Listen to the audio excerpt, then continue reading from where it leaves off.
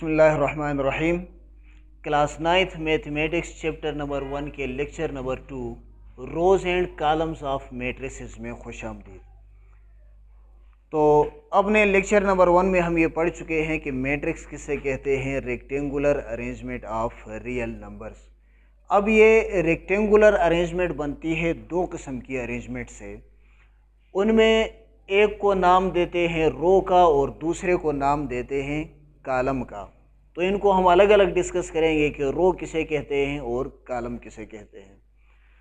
रो को डिफाइन करते हैं horizontal arrangement of elements in A matrix, कि एक मैट्रिक्स के अंदर एलिमेंट्स की जो हॉरिजॉन्टल अरेंजमेंट होती है, मतलब इस तरतीब से, या हॉरिजॉन्टल अरेंजमेंट को अगर किसी चीज़ को यूं ज़मीन के साथ पकड़ा जाए कि वो 0 डिग्री का या 180 डिग्री का एंगल बनाए, तो उसे नाम देते हैं हॉरिजॉन्टल का।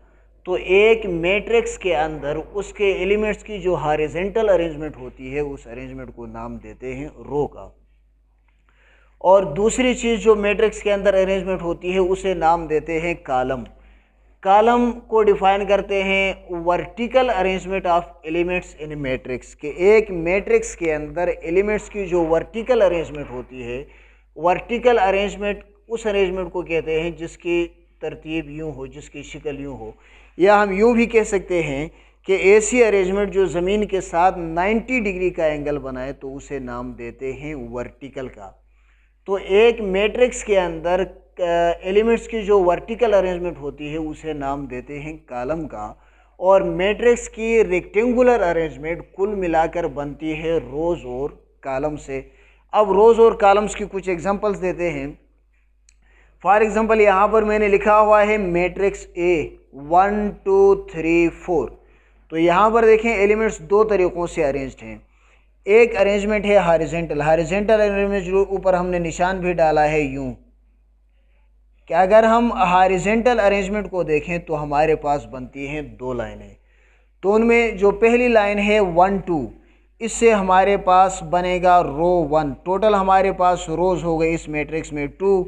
उनमें पहला रो जो है वो बराबर, उसके अंदर एलिमेंट्स हैं 1 2, और दूसरा रो है उसमें एलिमेंट्स हैं 3 एंड 4। अब अगर हम इस एलिमेंट्स के कॉलम्स को देखें कॉलम्स कहते हैं वर्टिकल अरेंजमेंट को। वर्टिकल अगर हम यूँ देखें तो एक लाइन बनती है 1 3 की और दूसरी लाइन बनती है 2 4 की। तो इसका मतलब ये है कि यहाँ पर वर्टिकली अरेंज्ड एलिमेंट्स की भी दो लाइन्स बनती हैं। तो कॉलम्स भी इस मैट्रिक्स के अंदर हैं दो कॉलम्स, दो। उनमें पहला कॉलम जो है देखें, पहली वर्टिकल अरेंजमेंट तो 1 3, और दूसरा कॉलम दूसरी वर्टिकल अरेंजमेंट को देखें तो दूसरे कॉलम में हमारे पास एलिमेंट्स आएंगे 2 4। इसी तरह मैट्रिक्स बी के अंदर अगर हम देखें तो इसमें हॉरिजॉन्टली दो लाइंस बनती हैं, एक 1 2 3 की लाइन और दूसरी लाइन बनती है 4 5 6 की।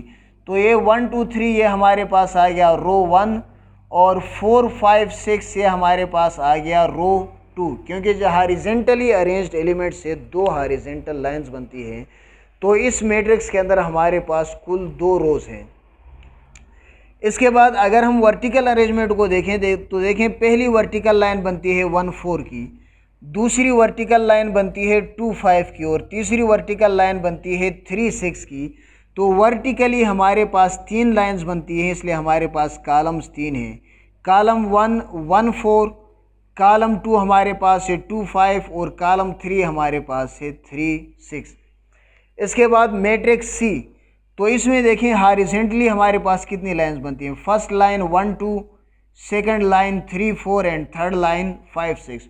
तो चूँकि हमारे पास हॉरिजॉन्टली 3 लाइंस बनती हैं एलिमेंट्स की, इसलिए रोज़ हमारे पास 3 हैं। रो 1 1 2, और इसके बाद रो 2 में आता है 3 4, और रो 3 में आता है 5 6। अगर हम इसी मैट्रिक्स की वर्टिकल अरेंजमेंट को देखें तो पहली वर्टिकल लाइन बनती है 1 3 5, तो ये हमारे पास हो गया कॉलम 1, और दूसरी वर्टिकल लाइन बनती है 2 4 6, तो ये हमारे पास हो गया कॉलम 2। तो मैट्रिक्स सी में हमारे पास 3 रोज़ हैं और 2 कॉलम्स हैं। अब अगर हम मैट्रिक्स डी को देखें तो इसमें हॉरिजेंटली 2 लाइंस बनती हैं, एक लाइन में आएगा सिर्फ 1 और दूसरी लाइन में आएगा 2। तो देखिए हॉरिजेंटल लाइंस को, हॉरिजेंटल अरेंजमेंट को रो कहते हैं और हॉरिजेंटल लाइंस रो कहलाती हैं। इसलिए पहला रो हमारे पास है 1 और दूसरा रो हमारे पास है 2। अब अगर इसी मैट्रिक्स के कॉलम्स को देखें तो वर्टिकल लाइन सिर्फ एक बनती है, 1 और 2 दोनों इसमें आएंगे, तो कॉलम इसमें है 1। मैट्रिक्स डी में हमारे पास हैं 2 रोज और 1 कॉलम। फिर मैट्रिक्स ई में देखें तो हॉरिजेंटल अरेंजमेंट से हमारे पास सिर्फ एक लाइन बनती है, तो इस मैट्रिक्स के अंदर रो कितने होंगे? 1, एक रो। और अगर हम वर्टिकल अरेंजमेंट को देखें तो हमारे सामने 2 लाइन्स आएंगे, एक लाइन में आएगा सिर्फ 1 और ये होगा हमारा पहला कॉलम। दूसरी वर्टिकल अरेंजमेंट से जो लाइन बनती है उसमें भी सिर्फ एक एलिमेंट आता है और वो है 2, तो ये 2 होगा हमारे पास कॉलम नंबर 2। तो मैट्रिक्स सी में टोटल 1 रो और 2 कॉलम। फिर मैट्रिक्स एफ देखें, इसमें सिर्फ एक एलिमेंट है, तो इस एक एलिमेंट को अगर हम हॉरिजेंटली अरेंज करें तब भी इससे बनता है एक रो, और अगर इसको हम वर्टिकली अरेंज करें तो तब भी इससे बनता है सिर्फ और सिर्फ एक कॉलम। तो मैट्रिक्स एफ में हमारे पास एक रो और एक कॉलम है। तो ये आज का हमारा टॉपिक था रोज एंड कॉलम्स ऑफ मैट्रिसेस, जो कि ख़त्म हुआ है। अब इसके बाद अपने नेक्स्ट टॉपिक और नेक्स्ट लेक्चर नंबर 3 डायमेंशन और ऑर्डर्स ऑफ मैट्रिक्स तक के लिए अल्लाह हाफिज़।